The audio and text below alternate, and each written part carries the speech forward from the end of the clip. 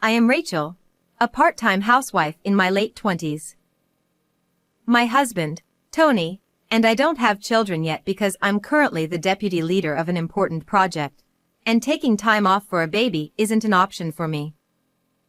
Additionally, Tony is also handling a significant work project, so we decided to wait until things settle down before starting a family.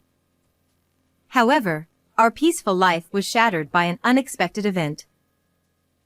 One night, Tony came home later than usual.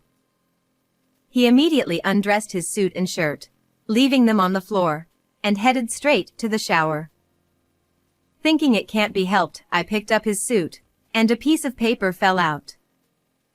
Out of curiosity, I looked at it, and what I saw left me speechless with shock and anger. It seemed to be some sort of note that read, "I'll be waiting on the rooftop during lunch break. Let's make sure no one finds out about our affair." Although I wanted to confront Tony immediately, I decided to stay calm and put the note back in his pocket, thinking there might be more evidence to uncover. Little did I know that this small infidelity would lead to a major upheaval involving our entire family. After discovering Tony's affair, I did my own investigation. Hiring a private detective was too expensive for my current salary, so I gathered evidence myself. Eventually, I identified the mistress. Her name was Kathy, a 24-year-old recently hired as Tony's direct subordinate. Tony was her mentor, and their affair had been going on for several months. Despite Tony wearing his wedding ring and Kathy being aware of our marriage, they continued their illicit relationship. Unaware that I was collecting evidence of his infidelity, Tony nonchalantly praised my cooking at dinner, saying, "Rachel, your cooking is the best in the world." I forced a smile, knowing that revealing my investigation too soon would ruin all my efforts. Sometime later, my brother called me with surprising news. He said, "I want to introduce you to the woman I want to marry." My brother, in his early 30s and a section manager at a major company, had always been extremely busy, and I thought he might never marry. He planned a family dinner to introduce his fiancée and invited both Tony and me. Since Tony's company was a subcontractor for my brother's company, Tony agreed to attend, likely out of a sense of obligation. Though I was reluctant to introduce my philandering husband to my brother's future in-laws, I understood the timing and circumstances left me no choice. However, a few days later, Tony began acting unusually kind to me. He started bringing home my favorite desserts and sharing funny stories from work. This made me wonder if there was a chance to rebuild our relationship if Tony confessed and ended his affair completely. Although I had caught them together several times, their interactions were limited to meals and light physical contact, with no signs of a physical relationship yet. I hoped Tony had realized his mistake and stopped the affair, especially with my brother's important dinner approaching. I wanted to clear the air before the event. I waited for Tony to take the initiative, but aside from his increased kindness, he didn't mention anything. Recently, he hadn't gone out drinking and spent his weekends at home. We even went on a short day trip and enjoyed a high-end dinner together, making me let my guard down. However, my trust in my husband completely crumbled due to a certain incident. One evening, I went out for drinks with a friend. As we chatted over drinks and snacks, I confided in her about Tony's recent change and my thoughts of rebuilding our relationship. I asked, "He's been acting better lately, and I'm thinking of talking things through and rebuilding our marriage. What do you think?" My friend's eyes widened as she stared at something behind me. I followed her gaze and saw Tony, happily feeding his affair partner, Kathy, at a nearby table. The shock left me speechless. In this small town, rumors travel fast. My friend worked in the HR department at Tony's company and had heard whispers about their affair. However, she hadn't seen them together recently, and since Tony had been coming home early for my sake, She thought the rumors were just that, rumors. Seeing them together, though, left both of us at a loss for words. Snapping back to reality, my friend stood up, paid the bill, and dragged me outside. The winter air stung my cheeks as I finally comprehended the reality of what I had just witnessed. My friend's concerned words faded into the background as the image of Tony and Kathy lingered in my mind. She said, "You mentioned Tony's been acting nice lately, like taking you on trips and dinners. Given that and the fact they haven't been seen together at work recently, maybe he knew you were onto him?" I had been discreet in my investigations, and I hadn't confronted Tony about anything yet. The uncertainty of their actions made me incredibly anxious. My friend pulled me into a narrow alley as Tony and Kathy exited the bar, arm in arm, heading to Tony's car. My friend and I followed them, feeling a sense of dread as I recognized the route to our house. Tony pulled out his phone, operated it, and immediately, my phone buzzed. It was a message from Tony asking, "When will you be home tonight?" It was clear he was ensuring they wouldn't be caught. I replied, "I'll be home around 2 a.m., a lie to gather more evidence." Seeing my reply, Tony told Kathy, Rachel won't be back until 2, so we can relax. and they entered our home together. The sight made me nauseous, and I collapsed, barely held up by my friend. The thought of Kathy entering my home was unbearable. My friend encouraged me, saying, "This is hard, but we need irrefutable evidence to confront them. Stay strong." 2 weeks later, the day of the family dinner arrived. After that night, I took paid leave from work and investigated Tony and Kathy thoroughly. Additionally, for the difficult task of tailing him alone, I hired a detective. That friend from back then turned out to be the daughter of a company president. She said, "I'll help for Rachel's sake," and introduced me to a detective she knew. As a result, I was able to hire the detective at a very reasonable rate, and now it's time to make the two of them face reality. In fact, this dinner gathering is the stage for that. Why, you ask? You will soon find out. When I dramatically opened the door to the private room, I saw Tony and Kathy turn pale. Kathy, who was supposed to be my brother's fiancée, stared at me in shock.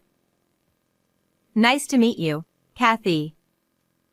I'm a wife of Tony, your affair partner," I said with a forced smile. The atmosphere froze. Kathy stammered, "What? Why are you? You've got the wrong idea. If that's the case, it's rude." Her feigned ignorance snapped my patience. I thought, all right then, I see you're ready. I won't hold back anymore. "Stop pretending," I said, spreading photos of their affair on the table. Tony panicked, scrambling to gather the photos, while Kathy looked aghast. Kathy tried to defend herself. "This is the engagement announcement dinner. This is inappropriate." She shouted with her eyes wide open. However, that doesn't matter. Thanks to the detective's investigation, I knew that this woman, despite being engaged to my brother, was continuing an affair with my husband and deceiving my brother as well. I countered. What's truly inappropriate is deceiving my brother and continuing an affair with my husband. At my words, Kathy fell silent. I continued. "You've had affairs with married men before, right? And at that moment, you pretended to be unaware, playing the victim to avoid compensation and shifting all the blame onto the man. Isn't that right?" Kathy's expression showed she realized how much I knew. By hiring a detective, it's easy to find out such things. This time, In case I found out, she probably planned to pretend she didn't know anything and escape from paying compensation by putting on a crying act. I turned to Tony, who was trembling, and said, "You only acted nice to me because Kathy suggested it, didn't you?" Tony, teary-eyed, denied it. No, Rachel, I only want you. It was a mistake. The relationship with her is over already. I was just enjoying the first few days. Please believe me. I sighed, placing more damning photos on the table, evidence of their affair in our home. My parents were stunned, Tony was frantic, and Kathy turned red, trying to hide the photos. Stop this. Kathy pleaded. Of course, I don't want to see these kinds of photos either, and I certainly don't appreciate being labeled as a cheated-on wife. Nevertheless, my friend advised me that I needed to be bold to punish these two. Kathy glared at me with tears in her eyes, trembling. Despicable. You're not the person I thought you were. This is way too much. She grabbed my collar and said that, so I shook it off. You would escape again if I didn't expose you. Like last time. I heard you got away last time by pretending to have a hysterical fit. No, it's not. That was... At that moment, a loud slap echoed as Kathy's mother struck her face. In front of me, her mother slapped her across the cheek, and I saw Kathy freeze with a frantic look on her face. What have you done? Apologize to Rachel. She demanded, but Kathy resisted. Her father grabbed Kathy's head to force to bow, and he also bowed deeply, said, I apologize sincerely for the terrible disrespect shown by my daughter. Please consider breaking off the engagement. I assure you that we will properly compensate Rachel, including returning the engagement ring and providing her with compensation. I am truly sorry. As her parents bowed their heads in tears before us, she murmured in a voice as faint as a mosquito's, Why am I being blamed? In the end, today's meeting was interrupted, and it was decided to reschedule for another day to continue discussions. As we were leaving, seemingly indifferent now, Kathy revealed her true nature. What's the deal here? Demanding compensation just because of a little fun. It's absurd. I can't forgive tearing apart our love like this. She shouted wildly while our parents desperately tried to restrain her, drawing curious glances from passers-by. Oh, what an embarrassment she is, I thought to myself. Then, my brother stepped forward calmly. Someone who can cheat so boldly isn't fit for marriage. Especially not someone who lays a hand on my sister's husband. And Tony, you better think about your position carefully. After saying that to Kathy, he also directed a cold gaze toward my husband. Tony, shaking, apologized weakly, I'm so sorry. tears streaming down his face. Shortly thereafter, a meeting was arranged to discuss the broken engagement, our divorce, and the settlement for damages. After being thoroughly scolded by her parents, Kathy was completely subdued and silent. I stated, in our settlement, Tony will pay me alimony and we will divorce. You will also need to pay me damages. Kathy remained silent, but her parents responded, We will make sure our daughter pays. showing their willingness to comply. Although this should have been the end, I had something more to say. I contacted the wife of the previous victim you deceived and avoided paying damages to. She was furious when she learned the truth and plans to reissue her claim for damages. Kathy lifted her head and croaked. No, that can't be. That was supposed to be over. I replied coldly. You think it's over?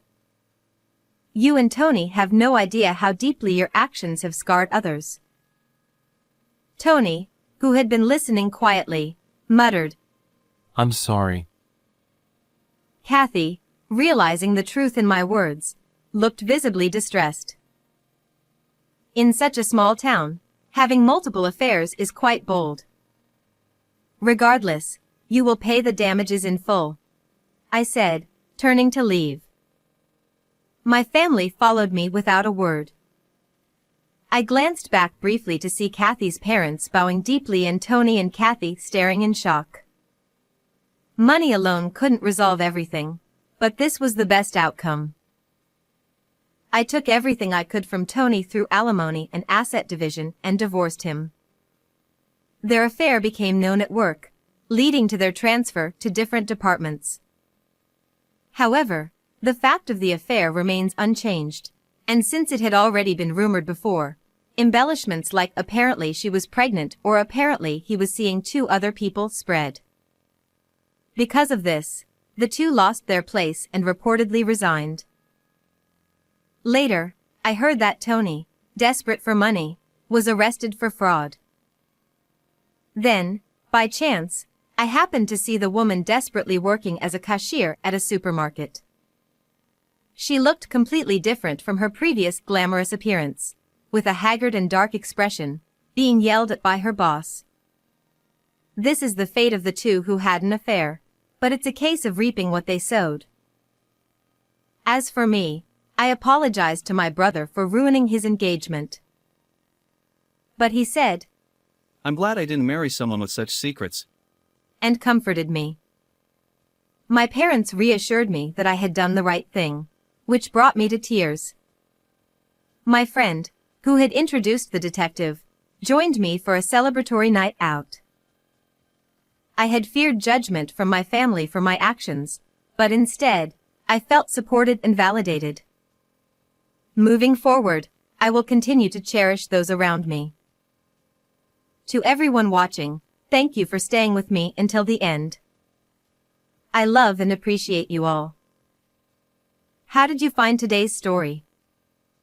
Don't forget to subscribe to the channel. See you in the next video.